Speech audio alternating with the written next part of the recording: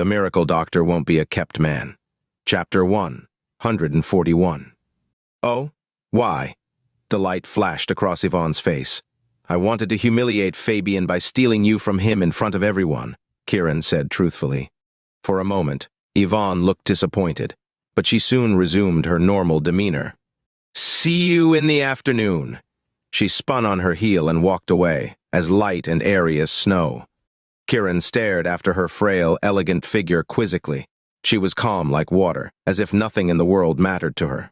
Setting his thoughts aside, Kiran gestured for the security guards to drive his cars into the building. The security guards had been watching Kiran and Yvonne with heartfelt admiration and awe in their eyes. What a badass, flirting with another woman right in front of the office building. They glanced at the building, wondering how Snow would have reacted if she had been here to witness it. Kiran headed upstairs and directly to Snow's office, but it was empty. He bumped into Rain as he was exiting the room. Where's Snow? She's in a meeting in the conference room on the 9th floor. It's been going on for a long time. Rain seemed slightly distressed. Kiran frowned. What are you doing? I'm printing out the contract. The unit price on the bidding contract for this afternoon has been changed to $8.2. And I was told to bring it upstairs, Rain explained as she went upstairs. Kiran recalled the contract on the desk last night. It had already been a difficult decision to change the unit price from $25 to $9, but now it has been reduced again. Although it was only a decrease of 80 cents, it was bordering on losing money. If costs were to increase, the company would inevitably suffer losses. Kiran was vexed to learn that Snow was currently in a tight spot. Rain, give me that contract. Go reprint it and change the unit price to $25. Huh? Rain stared at him, unable to believe her ears. You don't trust me? Kiran pretended to be stern. I do, but it can't possibly be approved by the board of directors, can it? Rain was anxious. Ms. Snow already had to beg them to approve this reduction of 80 cents. If we change it back, her efforts would be in vain. You don't have to worry about this. Just do as I say. Kiran took the contract she had just printed out and started for the 9th floor.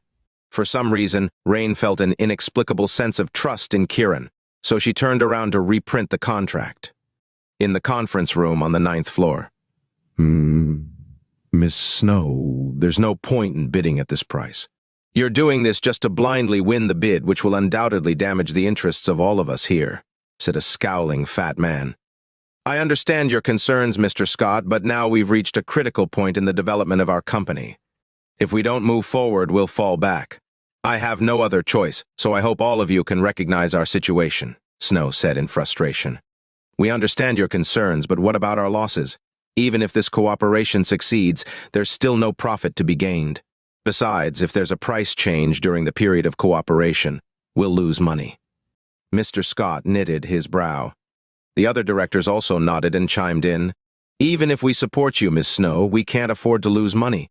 Ms. Snow, Xander Corporation is already in turmoil, and now that we've offended the 3 big families, the situation is even more worrying. Ms. Snow, since you insist on bidding, then I'll have to withdraw my shares. I'll withdraw too. Me too. The directors' voices rose to a clamor as they requested to withdraw their shares. Snow was frozen to the spot. Go ahead and pull out then. Kiran pushed open the door and strode in. Chapter 142. None of them had expected Kiran to show up. Frowning, Snow opened her mouth to speak. Get out. Next to her, her Aunt Susan snapped. Mr. Scott and the others stifled their anger and eyed Kiran mockingly, waiting for the drama to unfold. They already knew Kiran was Snow's husband. They were also aware that he had helped Xander Corporation overcome its financial crisis. In their eyes, however, he had only stirred up a hornet's nest. Offending the 3 big families was basically asking for death. Kiran's lip curled. Ha! Get out! His gaze swept over the room. Why should I? If anyone had to stay here, it would be me and my wife, Snow. As for the rest of you, you can buzz off. His words were domineering, cold, and full of disdain. He countered Susan's command with arrogance. Thump! Susan slammed her palm down on the table. This meeting is for Xander Corporation's board of directors. You have no place here. The other directors were also infuriated by Kiran's attitude. Sneering, they glanced at Snow. eager to see how she would drive him away. Kiran marched up to Mr. Scott and lifted him from his seat like he was a baby chick. "Move aside!" He flung him aside and sat down in his chair. Everyone was dumbfounded. Even Snow could not help looking startled. What is Kiran doing? This is straight-up insolence. Kiran York, you have no right to sit at this table? Utterly enraged, Susan roared. If you weren't Snow's aunt, your seat would be gone by now, Kiran retorted mercilessly. You. Susan pointed at him, trembling in fury. I'll let you yell at me this once, only because you're Snow's aunt. Next time, I'll make sure you end up with only 9 fingers for the rest of your life, Kiran continued cruelly. Susan went ballistic. I yelled at you because you're an absolute psychopath. What makes you think? No, Kiran? Snow shot to her feet and threw her arms around Kiran in a hasty attempt to placate him. She had no doubt Kiran could break Susan's hand. Susan retracted her hand, her face ashen with fright. Kiran's frosty expression instantly melted into a smile when he turned to Snow and he said gently, Anything you say, honey. Snow cringed and the corners of her mouth could not help but twitch. He sounded like they had already shared a bed. Well, they had, since she had slept in his arms for one whole night. She grimaced at the memory. Get out. This is a board meeting. You can't be here. Board meeting? Seems like pure chaos to me. Kiran sat down and put his feet on the conference table. He leaned back in the chair and jiggled one foot, scanning the room. Which of you said you were going to withdraw your shares? Let's get on with it. Everyone was stunned. Not only did he refuse to leave, but he was also acting like a hooligan. Moreover, why was he ordering them to withdraw their shares? Snow, just look at him. What is this behavior? Susan's eyes were bulging out of her head. Snow was exasperated as well, but there was nothing she could do when Kiran was bent on having his way. Mr. Scott snorted, unhappy that his seat had been robbed. You're just a thug who became Miss Snow's kept man. What makes you think you can walk all over us? Smack. As soon as the words left his mouth, he was deafened by the sound of a slap on his cheek. Crash! A stack of files clattered to the floor. Kiran hurled the documents in his hand at Scott's face. Mr. Scott covered his face. His eyes blazed with fury, but he could not say a word. The others immediately swallowed their insults in terror. Kept man? Kiran snickered. If I hadn't gotten the money back, Xander Corporation would have ceased to exist. With that amount of money, I could live multiple lifetimes as a kept man. The directors' mouths twitched. They were speechless. They knew he was right. Susan was irked. If you're so amazing, prove it to us by winning the bid later this afternoon. Chapter 143. Aunt Susan, Kiran just came to Bayville. He doesn't know anything about that. Snow anxiously defended Kiran. We'll talk about that later in the afternoon. What matters now is the withdrawal of shares. Kiran glanced at Snow. Call the finance department to come up now. We'll transfer the money on the spot and drive out all these shareholders. Kiran, stop messing around. Snow's temper flared. I'm not messing around. I'm stating the truth. We remove all our shareholders and listed stocks. Xander Corporation will not be listed in the future, Kiran announced emphatically. What did you say? Susan burst out laughing. As expected of an ignorant bumpkin, you want us to delist? Do you even know what listing means? Do you know how difficult it is to get listed?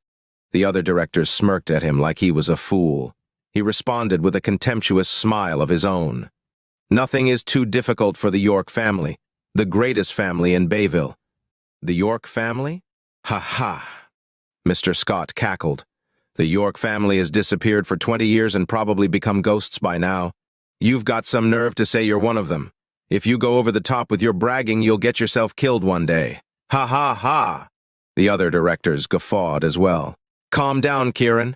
Snow sprung up and wrapped Kiran tightly in her embrace. After witnessing Kiran's rampage at the Royal Oasis Hotel, she was afraid he would not hesitate to replicate it. Ms. Snow, I didn't know you cared so much for your fake husband, Mr. Scott jeered. Withdraw your shares and get your asses out of this building within half an hour. Otherwise, don't blame me for not showing mercy. The veins on Kiran's forehead bulged. What makes you think you can order us? Mr. Scott shouted defiantly. Because I am Kiran York, master of the York family, once the greatest family in Bayville. Kiran leaped to his feet, releasing a tremendous murderous aura and sending it surging toward the directors like a raging river. The directors were not part of the elite, so naturally they were not aware of Kiran's identity. Now that they had found out, their blood froze. However, their fear was not because of him, it was for their money. If he was really a York, wouldn't it be over for Xander Corporation? Are you really from the York family? The directors stammered in bafflement. Fool! Kiran scoffed. Miss Snow, I'll pull out. Mr. Scott was the first to cry out. Me too, the others chorused after him. Right now, they just want to get their money back for fear that they will suffer losses if Xander Corporation collapses. Snow glared at Kiran in frustration as if to say, "Are you happy now?" Susan was silent as she watched the spectacle before her. "All of you will be refunded based on the prices of initial shares," said Kiran. The directors felt as if they had been stabbed in the gut. Some of the initial shares dated back to a decade ago and had multiplied over the years. They would lose a great deal of money. However, Kiran's identity posed the future risk of them failing to reclaim their capital and ending up as losers, so they gritted their teeth and agreed. Snow opened her mouth to intercede for them, but Kiran rendered her mute by striking a pressure point on her waist. He ordered the secretary to summon the finance department. The money was refunded, and all shares were removed on the spot. Half an hour later, the directors left Xander Corporation dejectedly with the capital they had invested years ago. They used to wield so much power and authority on the board, but now they were leaving with their tails between their legs. Despite their bitterness, they were glad that they got back some money.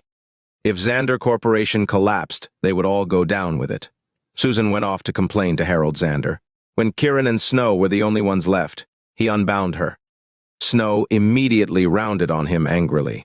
Chapter 144. Kiran York, have you lost your mind?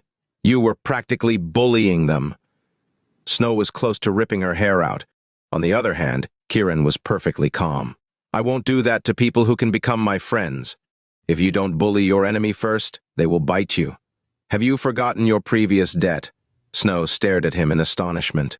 Kiran only grew calmer. As long as Xander Corporation represents the York family, and as long as you are the mistress of the York family, no one in Bayville or even in this world can bully you, unless I'm dead. His composed and self-assured tone felt like a warm embrace to Snow. She stared at him blankly, astoundment and disbelief in her eyes. Was this the same man who had insisted on divorcing her? Sensing her gaze, Kiran gave a deliberate shrug of his shoulders and muttered to himself, $1 trillion don't come by easily, you know. The sentimentality in Snow's heart instantly vanished, and she scowled at him in annoyance. Then, let's get that divorce now. You're scared, Kiran chuckled. Of what? Snow was puzzled. You're scared that you'll be dragged into the York family's business. That's why you're so determined to get a divorce. The corners of Kiran's mouth curved up teasingly. Go to hell! Snow chucked the file in her hand at him. Kiran caught it effortlessly. Oh, so you don't want to get a divorce because you love me, don't you? Ha ha ha, I get it. You. Snow's pleasant mood was immediately replaced by rage. I'll go with you to the bidder conference this afternoon. Kiran seized the opportunity to offer.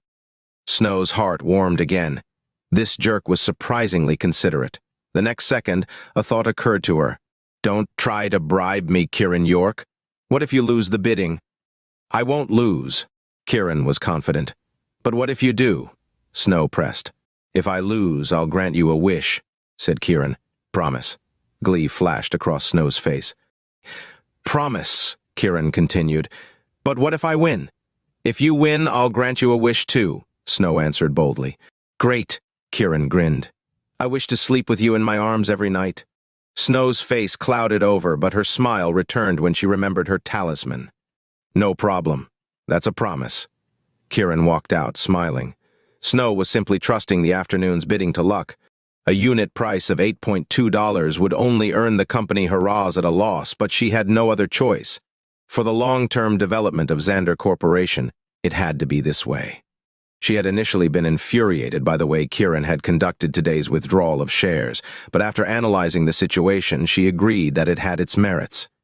Back then, those shareholders had turned a blind eye to Xander Corporation's predicament. If they did not share the same goal, it only made sense for them to go their separate ways. Snow decided to forgive Kiran just a little. She unlocked her phone, only to be startled by a bunch of missed calls from her besties. What was going on? She opened WhatsApp, and seeing the flood of unread group messages, quickly tapped on them and scrolled to the topmost message. It began with Kiran asking for help to pay for his $34 breakfast, followed by teasing remarks and receipts of fund transfers from her friends. To make things worse, Kiran also sent photos of his food and himself to the group. At that moment, Snow felt her breath catch in her chest and almost blacked out.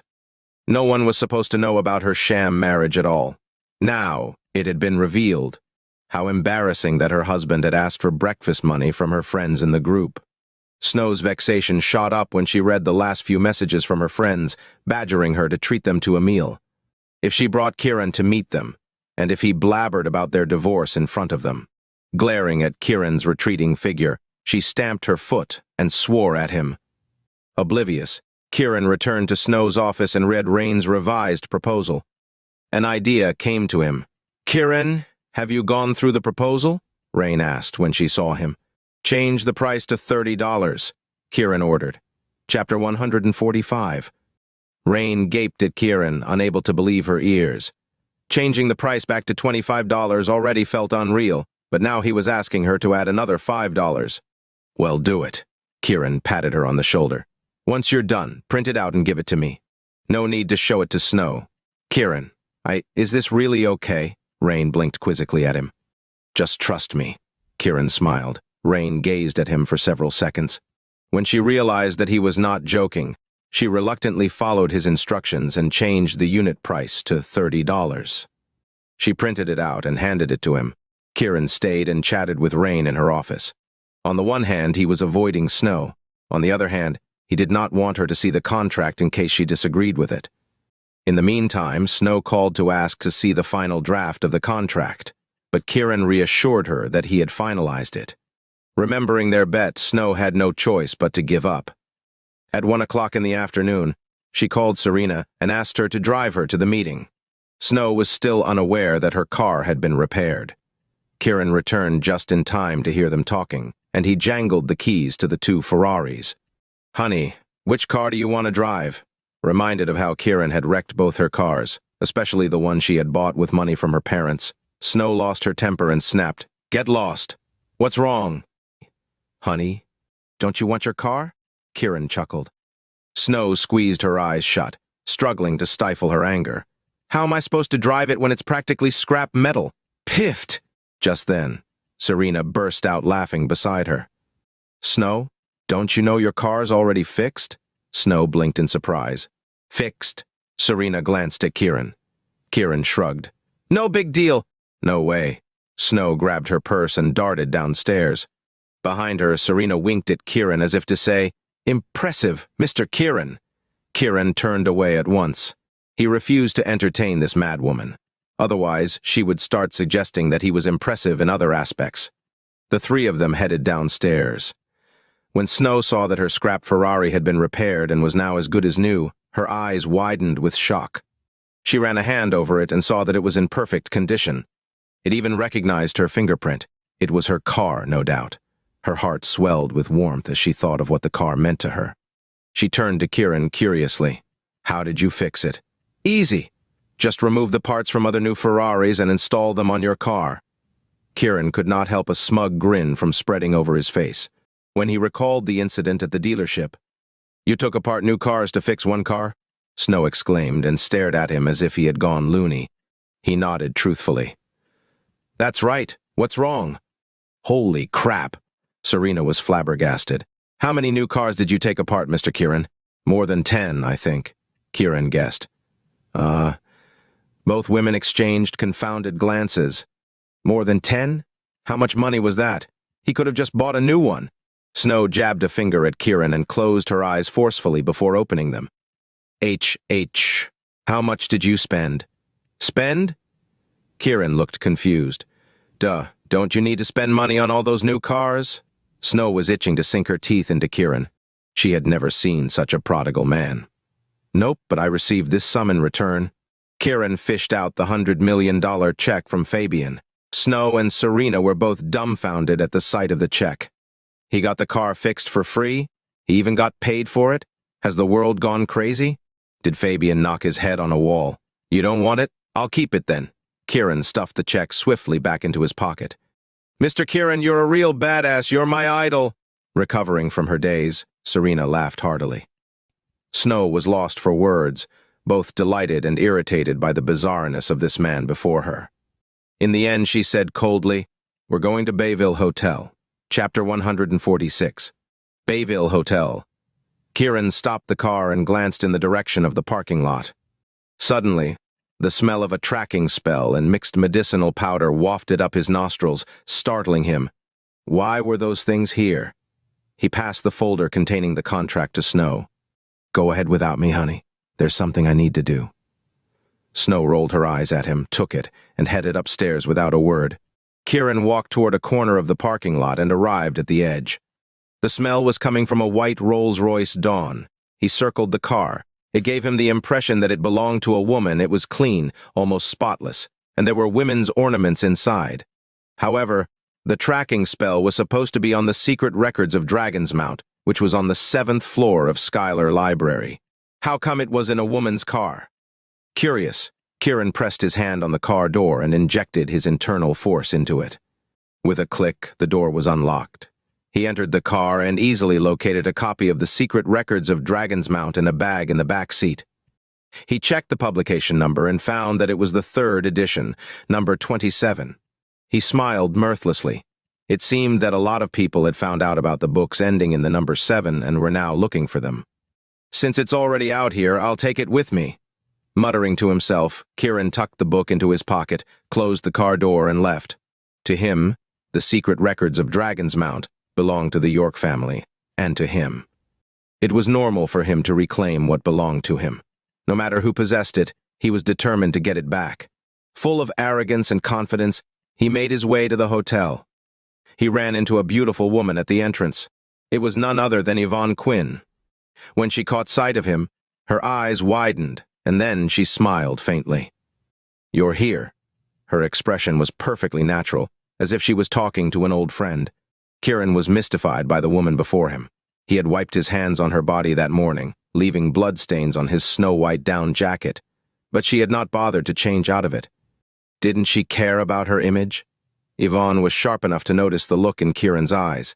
She glanced down at her clothes and said, "I think it's quite pretty. Unique, actually." "Hey, are you confident about winning the bid today?" Yvonne asked. "I have to win," Kiran replied haughtily. "Why?" Yvonne seemed interested. "First of all, the competitor is you and your family, so I won't lose." Kiran made no secret of his hatred for the Quinn family. "And second," Yvonne pressed on, seemingly unfazed by Kiran's words. "Second, I made a bet with my wife, so I can't lose either." Kiran did not bother to hide it. "What did you bet on?" A probing look appeared on Yvonne's pale face. "If I win, I get to sleep with her in my arms every night," Kiran answered. Yvonne burst into rare laughter, but she quickly covered her mouth and asked, "Are you a live-in son-in-law who sleeps on the floor and does housework every day? You think I'd let that happen to me?" Kiran scoffed. "No, I don't." Yvonne shook her head. Kiran moved to leave. "Wait," Yvonne called out. "Is there something else?" Kiran said coolly. "Since you could tell that I only have 3 months left to live, I'm sure you have a cure. If you're willing to treat me and let me live a little longer, I can let you win and realize your dream of sleeping with Snow Xander in your arms every night." Yvonne regarded Kiran steadily. Kiran snorted. "Are you trying to make a deal with me?" "A deal?" Yvonne's cheeks turned pink, flustered by the idea of them striking a dirty deal as man and woman. "Everyone in the Quinn family deserves to die. You may be a woman, but you're no exception," Kiran said ruthlessly. "Then, have you ever considered the possibility that it would make you happy if you could make my life worse than death?" Yvonne asked seriously. "I thought you didn't care about dying, but it turns out you're still scared after all," Kiran mocked and strode into the lobby. Instead of getting angry, Yvonne stared after him with a smile on her face. "What a strange man, if only we weren't enemies." She headed out to retrieve something from her car, which was none other than the Rolls-Royce Dawn. Unfortunately, the object she was looking for, the secret records of Dragon's Mount, was already gone. She was puzzled, but the conference was starting soon, so she went back upstairs. Meanwhile, in the conference room, Snow was rooted to the spot. She even rubbed her eyes and pinched herself several times to make sure she was not dreaming. That the unit price stated on the contract was indeed $30. What had Rain done? Didn't she tell her to change the unit price to $8.2? Even if she offered $8.2, she could still lose the bid, but $30 was just setting her up for guaranteed failure. She anxiously glanced at the other judges and found, to her dismay, that they had all put aside Xander Corporation's bidding contract. Instead, they were going through Peace Pharmaceuticals' contract and whispering to each other from time to exchange opinions. Her heart sank into her stomach. It was over. She had lost the bid, through and through. The thought that all her hard work had gone to waste filled her with bitterness and disappointment. At that moment, Kiran walked in and was concerned to see Snow's pale and unhappy face. When Snow spotted Kiran, she remembered that he had refused to show her the final contract even though she asked to see it. Her anger boiled over and she gripped the contract with both hands, wishing it was Kiran so she could throttle him. He was immediately able to read her expression. "Honey, I think setting the unit price at $30 is too low." His sudden remark echoed clearly throughout the quiet conference room, and everyone turned their gazes to him. At the same time, Kiran scanned the faces of the people present and was surprised to find the healing elder among them. He instantly understood why he had smelled the tracking spell on the Rolls-Royce Dawn. This old man had brought it with him. "Just shut up and sit down," Snow snapped at him. Instead of responding to her, Kiran made his way over to the healing elder. At the sight of Kiran, the elder grimaced, and his eyes blazed with fury. His escape from Bayville Hospital had not been exactly honorable. Kiran's movement attracted everyone's attention, and Snow squeezed her eyes shut in frustration. Couldn't that jerk listen to her for once? "You're here, elder. How many people do you intend to poison today?" Kiran eyed the elder derisively. "Watch your mouth, brat. I'm here as Peace Pharmaceuticals pharmacist." The elder straightened up proudly. "You're Peace Pharmaceuticals pharmacist?" Although Kiran had already heard this from Serena, he still pretended to be astonished. "That's right." The elder turned to the judges haughtily. "I'm the one who developed the Peace Echeverria pill that Peace Pharmaceuticals will use to participate in the bidding today." As soon as he finished, an older female judge immediately gave her praises. Chapter 147. Peace Echeverria pills are very effective. I've been using them for a while, and my health has improved significantly.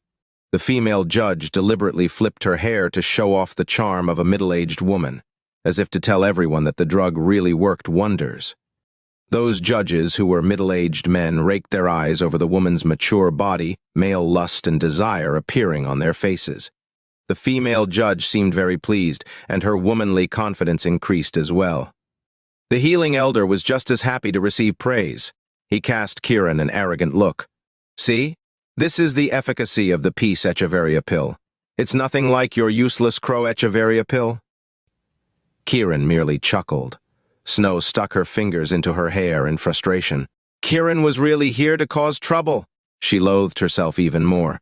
If she had insisted on reading the final contract, this situation would not have happened. The female judge raised her hand and pointed at Xander Corporation's bidding contract on the table. Xander Corporation has put the Crow Echeverria pill on the market for 3 years. Although it hasn't received any negative feedback so far, its efficacy has always been average. In the past, the market price was $25, but the price has been increased by $5 in this competitive bid for medical insurance, which is plainly ridiculous. Right away, a male judge remarked, "They've lost their minds out of desperation for money." Ha ha ha. The other judges burst into raucous laughter, indicating their agreement with his opinion. Raising their price when others lowered theirs was pure lunacy. The elder regarded Kiran smugly. "I've been in the field of drug research for decades. In fact, I've been developing drugs before Xander Corporation even existed." The woman immediately shot him a thumbs up. "You're truly a model of diligence and dedication, elder. The elder deserves all the credit for the Peace Echeverria pill's miraculous effect. The elder is really a blessing for all patients." The series of compliments boosted the elder's pride and confidence. Right now, Xander Corporation was just like a clown in front of him. Snow stared daggers at Kiran. anger raging in her as she thought to herself, "This guy's absolutely nuts. He's just setting us up for humiliation." Unable to stand it anymore, she decided to give up the bidding and stood up to leave. "Honey, why are you leaving?" Kiran called out. Snow stopped in her tracks, eyes blazing with fury. Was Kiran pretending to be stupid? "Theft," the female judge chortled. "Are you seriously asking that? She's leaving because she's too embarrassed to continue participating in this bidding." The elder puffed up with conceit, highly certain of his own success. However, Kiran ignored them all and looked at Snow. "Honey, don't forget our bet. Even if you leave, I'll stay on for this bidding, because Xander Corporation belongs to you, my wife, which means it belongs to me too." There was a natural air of authority and resolution in his tone. In the end, Snow sat down, but she continued to glower at Kiran. What was he thinking? Bidding at such a high price. "I think you should do yourself a favor and leave, brat. You're no match for us in this bidding. You'll just end up as an also-ran," the elder said in a patronizing manner. "You thought you were so awesome because you cured Barry Fableman, the son of Zenith Corporation's CEO, when you were at Bayville Hospital, but how did that turn out? You ran away," Kiran sneered. "Isn't running away more embarrassing than being an also-ran?" "Don't make things up, brat," the elder was livid. "Make things up? I remember you couldn't cure Blooming Group's CEO Marshall Simmons's father. I had to cure him instead, and he even paid me $1 billion in return." Kiran was calm and aloof. $1 billion? You're just shooting your mouth off," the female judge barked before the elder could retort. The other judges jeered at him as well. If Mr. Marshall requested treatment for his father, the best doctors in Bayville would flock to him at once. Mr. Marshall would never ask for your help before asking for the elders. You received $1 billion for treating him? You must be talking in your sleep.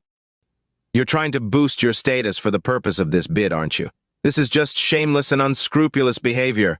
Snow wanted to explain that Kiran had indeed brought back a $1 billion check from Marshall Simmons. However, the female judge fished out her cell phone before she could speak. "You've gone too far with your bragging. I was classmates with Mr. Marshall, and I'll call him now to verify and expose your lies." She located Marshall's number and dialed it. After 2 rings, the call was answered. She shot Kiran a look of disdain and tapped on the speaker button. Then she spoke into the phone in a sickly sweet voice. "Hello, old friend! Are you free to talk?" Marshall had been brooding over a new product, and when he heard the female judge's voice, he said politely, "Isabel, why are you calling me?" "I met a braggart today and wanted to verify something with you," Isabel said loftily. Marshall frowned and asked, "A braggart? What do you want to verify?" Isabel said sarcastically. "He said your old man was sick, and you paid him $1 billion to treat him instead of asking for the healing elder's help. How is that possible, if that's not bragging?" "Are you talking about Mr. Kiran York?" Marshall interrupted her abruptly. "Mr. Kiran York?" The sarcasm in Isabel's voice grew thicker. "He's the husband of Snow Xander, Xander Corporation CEO. I don't know which countryside he came from." "Shut up!" Marshall was furious, and he longed to yell at Isabel for dragging him into this idiotic mess. Although he did not want to forge close ties with Kiran, he had no intention of offending him either. Kiran was a highly intelligent and skilled man. He was also the master of the York family, once the greatest family in Bayville, as well as the person who had challenged the 3 big families. Taken aback by his admonition, Isabel flushed. "What did you say, Marshall?" "I offered $1 billion and begged him to cure my father." Marshall cut to the chase. "You offered $1 billion and begged him?" Isabel could hardly believe her ears. "Why didn't you beg the elder? That lying old fart? If I'd asked him, my father would have died like Barry Fableman." With that, Marshall hung up angrily. The bleep that came from Isabel's cell phone sounded as if it was applauding her foolishness. It was also mocking the elder for being a lying old fart. Isabel's cheeks burned with embarrassment. The elder almost keeled over with rage, but he was at a loss for words. The faces of the other judges were also contorted with shame and indignation.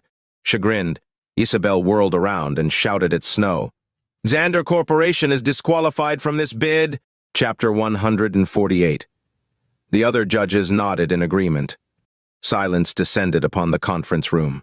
Snow's heart sank, and her face fell. She had failed this bid completely. The elder chuckled softly and smirked. Disqualified from this bid? Kiran regarded Isabel coolly. Why? Isabel vented all her humiliation from being reproached by Marshall. The efficacy of Xander Corporation's Crow Echeverria pill is too mediocre for its high price. A medical insurance bid involves bulk purchasing, which means the price should be based on wholesale, but your price is higher than the retail price. This is a serious case of fraud. By comparison, the Peace Echeverria pill is more cost-effective and beneficial, so it only makes sense that we choose it. Isabel listed 3 reasons, and the other judges inclined their heads in agreement. When Snow heard that their price was higher than the retail price, she scowled at Kiran. This was all his fault. On the other hand, Kiran glanced casually at the Peace Echeverria pill samples on the table. Is this the drug you're talking about? Isabel nodded arrogantly. Yes, it was developed by the healing elder himself. The elder straightened up. Although Marshall had disrespected him just now, his name still invoked the awe of many, and his inner sense of superiority and pride was restored. Instead of being surprised, Kiran regarded Isabel as if she were an idiot. You've taken this drug before, right? In order to curry favor with the elder, Isabel nodded haughtily and said, Yes, I've been taking it for more than a year. It really works wonders. I'm giving my review not only as a judge, but also as a patient. One of the judges, a man, said, My wife has been taking this drug for almost 2 years, and she has become younger and more energetic. Isabel puffed up in concert with the male judge's words, as if to prove the drug's efficacy to Kiran. Ha! Kiran chuckled and looked at the male judge. She's doing great, but you're not, aren't you? The male judge's pride froze on his face. He was stunned for a moment before flushing furiously. What are you yapping about? Given your physique, it's hard for you to do it several times a week, right? Kiran then turned to Isabel. I'm impressed you didn't already hook up with someone. That's a load of bullshit. Isabel was discomfited. Kiran was right. Nowadays, she was constantly bursting with vim and vigor. She was on fire almost every day, but she refused to let a gigolo satisfy her. If not for her sense of shame and the absence of a worthy man in her life, she would probably have given in. She was flustered that Kiran had exposed her predicament. As for the male judge, an appalled expression contorted his features. Although Kiran had not said it out loud, he was clearly implying that his wife had been cheating on him. Kiran ignored him and fixed his gaze on Isabel. Your period used to last only 3 to 5 days, but now it lasts at least a week. You're bleeding more, and the color of your discharge is black. Am I right? Isabel wanted to retort, but when she heard the last part, she covered her mouth in shock and gaped at Kiran as if he was a ghost. If she were not certain they were strangers, she would have thought he had been peeping on her. Snow also stared at Kiran in astonishment and disbelief. The elder's brows were knitted tightly together as he watched Kiran sternly, a hint of confusion and coldness in his eyes. Creak! Just then, the conference room door opened, and Yvonne walked in. She was about to greet everyone when she felt the unusual atmosphere in the room, and she instinctively shifted her eyes to Kiran. Kiran met her gaze before glancing around at the faces of the others. Look at this woman. Everyone was dumbfounded. All of them knew who she was. Perplexed, Yvonne eyed Kiran with feigned composure and pretended not to recognize him. Who are you? Is something the matter? Kiran was briefly startled, but quickly realized that she was trying to hide from Snow the fact that they knew each other. Why? He was slightly baffled. However, he chose not to dwell on it and picked up a Peace Echeverria pill sample. This drug was developed by Peace Pharmaceuticals according to her constitution. It's effective for women with cold syndrome, but an overdose can lead to a deficiency of the liver and kidney. If taken by those without that condition, it'll cause a spike in lust. He put it down and looked at the male judge again. Although I've never met your wife, I can be sure that she does not have cold syndrome. She took too many of these pills, and now your body is drained because you had to satisfy her needs. He turned back to Isabel. You have cold syndrome, but because you've taken too many of these pills, you're suffering from liver and kidney deficiency now. The male judge and Isabel were glued to the spot with shock. Nonsense, the elder roared. That's right, this is pure nonsense. To preserve his dignity, the male judge gritted his teeth and shouted, You know the truth better than anyone. Kiran shook his head at the male judge and sighed. You were probably hoping this drug could improve your wife's health and help her get pregnant. But not only has your plan failed, but it has also made her infertile. Huh? The male judge exclaimed and took a step back, gaping at Kiran with horror in his eyes. Rubbish. I'll have Peace Pharmaceuticals sue you for defamation. The elder was furious. Sue me for defamation, Kiran snickered. Sure! In a flash, he appeared before Yvonne, grabbed her arm, and pulled her roughly in front of the elder. Ah! Yvonne stumbled and cried out in pain. What do you think you're doing to Miss Yvonne? The elder bellowed. I'm fairly sure she's been taking this drug since her first period, which means she's been taking it for at least 8 years, right? Yvonne covered her mouth, a blush coloring her bloodless face, and she gawked at Kiran in astoundment. Indeed, she had taken the drug for 8 full years. How did Kiran know? Kiran ignored her and turned to Isabel again. As a woman, you're supposed to have cold syndrome, but just look at what you're wearing versus what Yvonne is wearing. Isabel looked at Yvonne blankly, lost for words. Everyone knew Yvonne wore down jackets all year round. Even her winter jackets were custom-made. Now, they finally realized that it was because of cold syndrome. She takes Peace Echeverria pills because of her condition. It's hilarious that you ordinary people have been taking it all this time. Kiran let go of Yvonne's hand and sneered at Isabel and the others. Their heads spun. If that were the case, that would mean. The symptoms Kiran mentioned just now were perfectly accurate. Did that mean? Isabel was beginning to be frightened. The elder was just as horrified. He had not expected Kiran to possess such remarkable knowledge of medicine. However, he was more furious than anything. The prestige he had established in Bayville, Peace Pharmaceuticals, and the Quinn family was about to be shattered by Kiran. He could no longer rein in his fury. You're smearing Peace Pharmaceuticals just for the sake of this competition. This behavior is abominable. Abominable? Smack. Without warning, Kiran drew close to him and gave him a tight slap. Abominable, my foot. Chapter 149. An eerie silence descended over the room. The next moment, "Ah!" the elder roared in fury and indignation, covering his bleeding lip. "Kiran, what are you doing?" Snow grabbed Kiran's arm, afraid the situation would escalate into a full-blown disaster. Kiran whirled around and, once again, wiped the blood on his hand on Yvonne's white jacket. He showed no hesitation, neither in his movement nor on his face, as if it was the most natural thing to do. Everyone was rendered speechless. Yvonne's face turned scarlet with annoyance. Snow and the others were dumbfounded. What was this guy's problem? If it was not obvious that Kiran was extremely mad, they would have thought he was groping Yvonne. No need to scream so pitifully, O great healing elder. You deserve more than a slap. Kiran glowered at the elder, anger surging in his heart. Performing experiments on humans was already loathsome enough, and on so many women too. The elder's eyes bulged. I'll make you pay, brat. I'm going to call the police. Call the police? Scoffing, Kiran retorted. I was also thinking of being a good citizen and calling the police on you, murderer. Confounded by Kiran, the elder glared at him, unable to utter another word. Kiran pointed at Yvonne. Tell me, O great elder, how long do you think she has left to live? The elder immediately blanched. Remembering Kiran's revelation that she had 3 months left, Yvonne quickly shifted her gaze to the elder. The elder snorted, feigning irritation. How am I supposed to know? 3 months. Kiran raised 3 fingers, smiling disparagingly. You know very well that a large amount of toxins from the Peace Echeverria pills have accumulated in her body, and the side effects will kick in soon. In 3 months, she'll suffer from heavy bleeding during her period and die without a cure. Huh? Her cheeks red, Yvonne exclaimed and whipped her head around to the elder for verification. The elder gaped at Kiran, shock written all over his features. Kiran continued, Everyone will think she died because she contracted some disease from fooling around, but it'll have absolutely nothing to do with you. Isn't that right? The elder's face was ashen. He suddenly felt like he was transparent, and Kiran had seen through his every thought. Elder, is this true? Yvonne demanded sternly. She was not afraid of death, but she could not accept humiliating allegations of her dying due to hanky-panky. He's lying. That's impossible. He's making things up, the elder retaliated brusquely. Yvonne glanced at Kiran again quizzically. Making things up?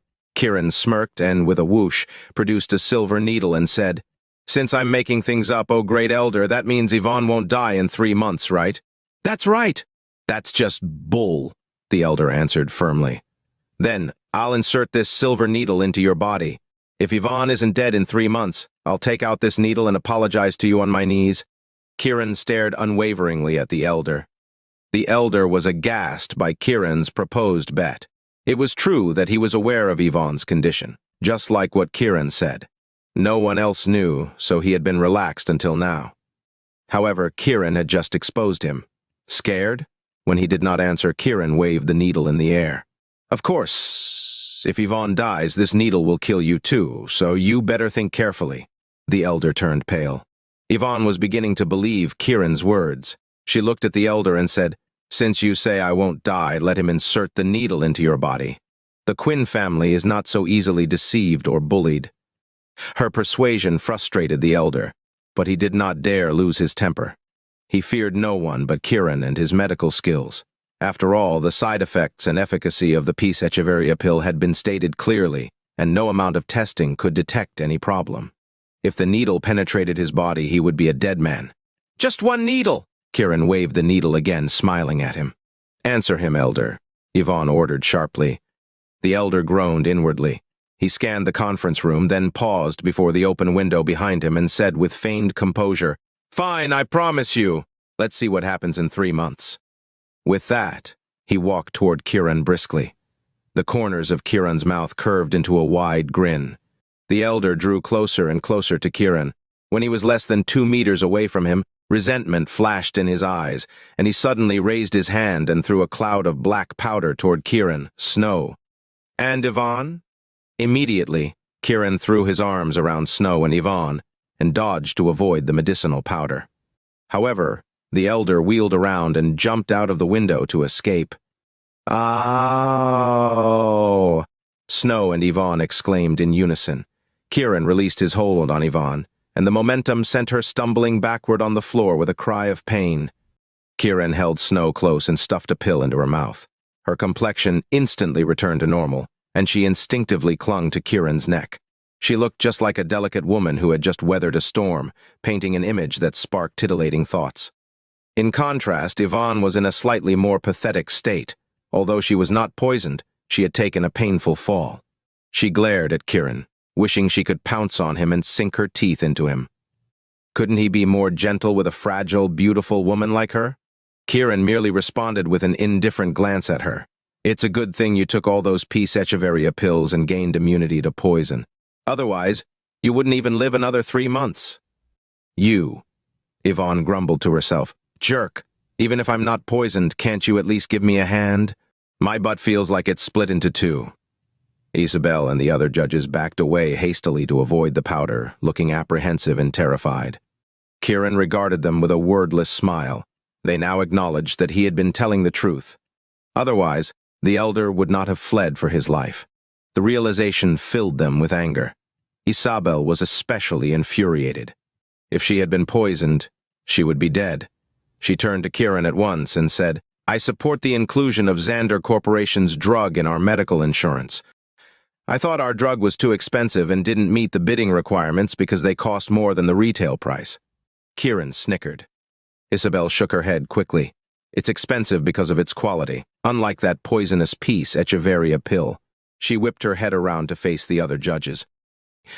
"The Peace Echeverria pill is poisonous. If someone is poisoned after taking it and the news gets out, we'll be the ones to blame." Horrified, the other judges nodded without hesitation. "You're absolutely right. We support the Xander Corporation's Crow Echeverria pill." The male judge stepped forward and declared righteously, "We must jointly clarify this matter and report Peace Pharmaceuticals." "I agree," Isabel chimed in. Both of them were victims. Naturally, they would not hold back. Yvonne scrambled to her feet. She had already been fuming over Kiran's rough treatment. When she heard that her company was about to be reported, she stared daggers at him. Kiran merely smiled. "Miss Yvonne's still here, you know. Chapter 150. Ooh. All heads turned to Yvonne. The judges looked slightly embarrassed and even worried. In the heat of the moment, they had sucked up to Kiran so he would agree to cure them, but they had forgotten that Yvonne was from the Quinn family. If it were not for the Peace Echeverria pill, they would have let the Quinn family win the bid as a show of their desire to curry favor with them. Now, an awkward silence hung over the room. What's with those terrified expressions? Kiran's gaze shifted from the judges to Yvonne. It's not like she's a tigress. She's a sick cat at best. The judges' mouths fell open, shocked that he had insulted Yvonne without fear. You aren't even brave enough to pet a cat? Kiran continued sarcastically. Yvonne regained her composure. Her sickly pale face had grown even more pallid, and her chest rose and fell as she stared at Kiran. What an awful man, telling people to treat her like a pet cat. This was not a gentleman's behavior at all. Sensing her gaze, Kiran glanced over with a smile. Miss Yvonne, it seems that you are very much revered. If you're not a sick cat, I guess you're a scary tigress. Yvonne squeezed her eyes shut to stop herself from swearing, then said coldly, It's not me they're afraid of, it's the Quinn family. Your family's really awesome, huh? Kiran sniggered. Kiran York, just tell me what you want. Let's not waste each other's time. Yvonne decided to cut to the chase. Smart women are the best. They don't give you a headache, Kiran complimented with a smile. I want Peace Pharmaceuticals. Aren't you being too greedy? Yvonne gave Kiran a dirty look. Kiran's words shocked Snow and the judges. Peace Pharmaceuticals was the Quinn family's business, and Yvonne was a well-known CEO in Bayville whose reputation was on par with Snow's. Snow only stood out from the crowd because Yvonne's illness deterred men from pursuing her. How could Kiran lay claim to a business belonging to a majestic queen and the powerful Quinn family? It was like snatching food from a tiger's mouth. It seemed like a brave feat, but it was actually a death wish. However, Kiran was unfazed. Everything in this world that blocks my progress shall either belong to me or disappear. His gaze passed over the judges and finally landed on Snow. My wife's principles are my principles. He reached out and pulled Snow into his arms, saying icily, Thanks to this bid, she's had trouble sleeping and eating for the past few days, and she's been worried every single second. So seizing Peace Pharmaceuticals is my way of making it up to her. Snow stiffened in Kiran's embrace. However, it was not nervousness, but mushy emotion. Kiran's care for her at this moment was like a big tree that shielded her from the storm. She finally understood the reason he had slept with his arms around her last night. Her heart swelled with affection, and she could not help thinking to herself, What a liar! He loves me. That's why he doesn't want a divorce. The judges watched them blankly, unsure how to feel about the situation except to be frightened. A strange expression appeared on Yvonne's pale face, but to everyone's surprise, she nodded without a trace of anger. I'm really sorry about that. In that case, I'll hand over Peace Pharmaceuticals to you as compensation. Yes. The judges inhaled sharply. They had expected conflict to break out over this impossible deal. Instead, Yvonne had given her agreement easily. Yvonne took out her phone, dialed a number, and said to the person on the other end, Hand over Peace Pharmaceuticals to Kiran York, the husband of Xander Corporation's CEO Snow Xander.